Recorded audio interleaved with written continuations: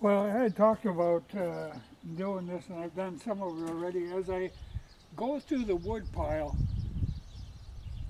we brought home whole trees when we hauled them home.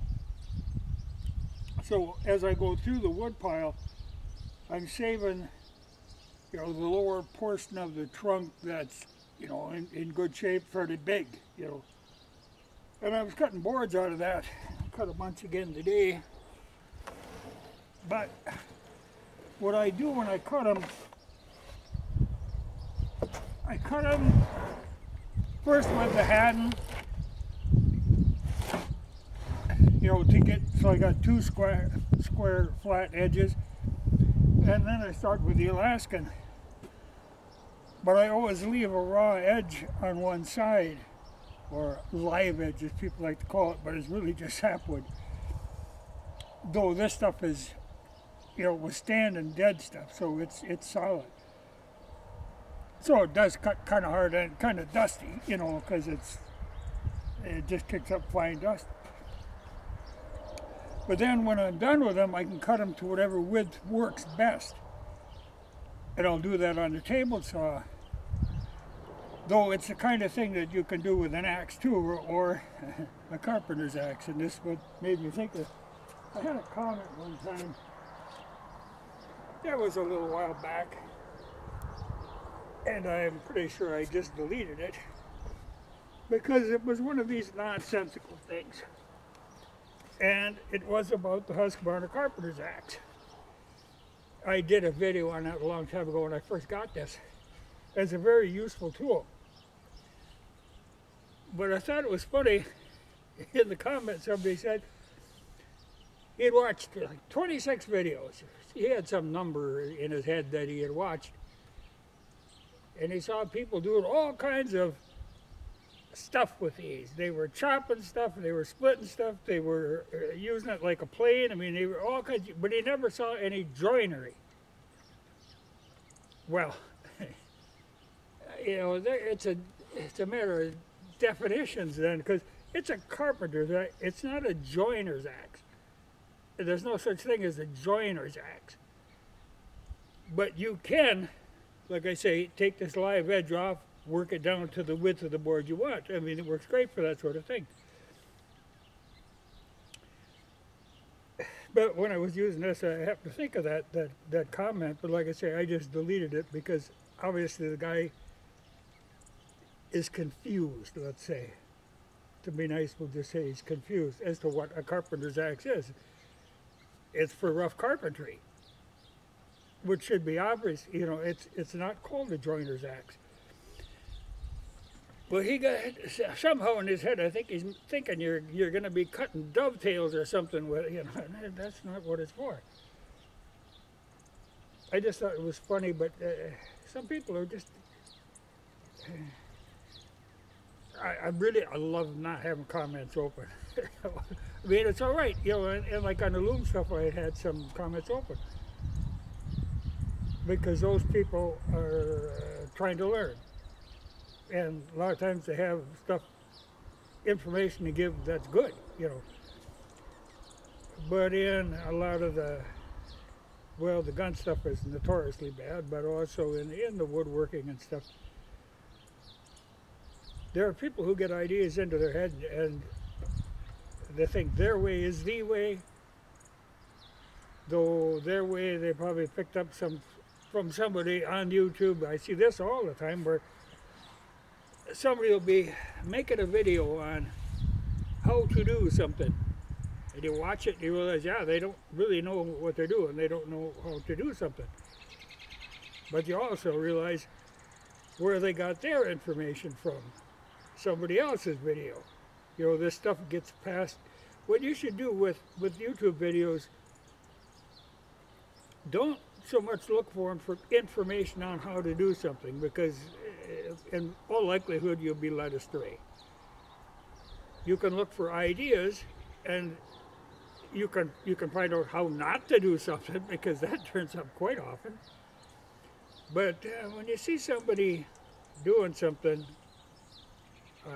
don't take it for gospel that that's the way to do it. you know, in all likelihood it isn't. In all likelihood they have just started learning this themselves. You know, sometimes people go back and will do a video later once they figured out what they're doing, and they just kind of pretend they never did the other one. But watch that, you know, use it for ideas, and like I say, information on how not to do something. But it's not a good, dependable place to get your information from. And it's certainly not in the comment section, though, you know, like I say, sometimes there are people who know what they're talking about, but if you don't know what they're talking about, it isn't going to help you a lot, because you can't distinguish what's good information, what's bad information. You know, it's amazing the number of rocket scientists that they're on YouTube. They're all experts. They've been in the field forever. And then they'll say some stupid thing and makes you realize, oh, yeah, it's just bullshit, you know. So you really got to watch it. It's funny, but like I say, I love not having comments on. It just saves me a lot of aggravation, because a lot of times them comments come in and you tell, you know, what are you going to do? You're going to say, you're an idiot.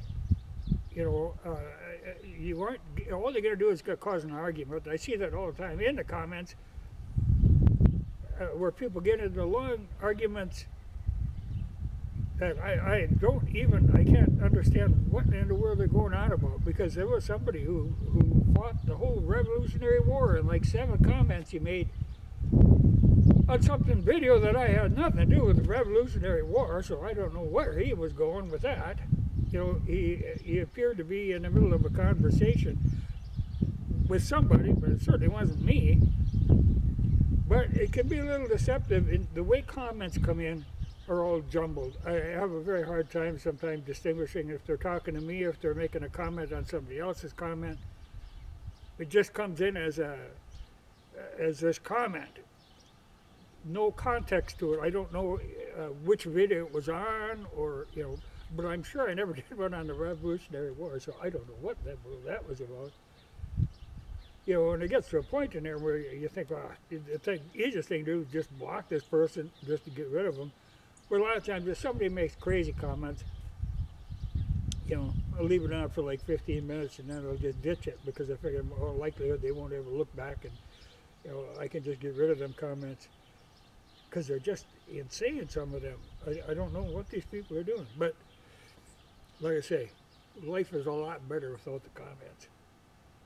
They have their place, and I'm sure for some people they're entertaining, but for me they're nothing but a nuisance. I mean, I like it if somebody can ask a question, or like a lot of times people will answer a question in the comments, and that's great. But I have found out that people really can't be trusted unguarded in the comment section. Even that whole trouble they were having with pedophiles in the comment section on any videos that little kids were in them. The problem is, if you're going to have a comment section open, you got to watch it like a hawk, because people get up to mischief in there and get into arguments, and just nonsense. So I know a lot of people would like to have the comments open, but I tell you, some of my nicest viewers, I've never even commented. I actually get emails from them, and I get letters in the mail from people. And I don't get this nutty stuff. But like I say, if you know, a lot of people, they like a back and forth thing. But the thing to do is, if you have a question, or if you have a comment that you want brought to my attention, do it in an email, because we can't do the PMs anymore, the private messages. But I use that logheavenlooms@gmail as a private message sort of thing.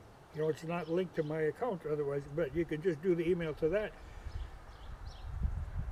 And if it's something that I think needs to be brought up, I'll do a video about it. I mean, that's the easiest way, rather than, you know, if somebody has a question that's relevant to a video that I did, if I sit and type out an answer to them, and I did this video 2 or 3 years ago, it doesn't help people now, but if you have a question that's relevant, I can go ahead and answer it in a video, and that'll be helpful to everybody. So if you do have questions, that is by far the best way to do it, is through that logcabinloons@gmail. Because that's all I use that email for. It's, like I say, not linked to my account, so YouTube doesn't mess with that. So in this, like these are the firewood ones I'm cutting.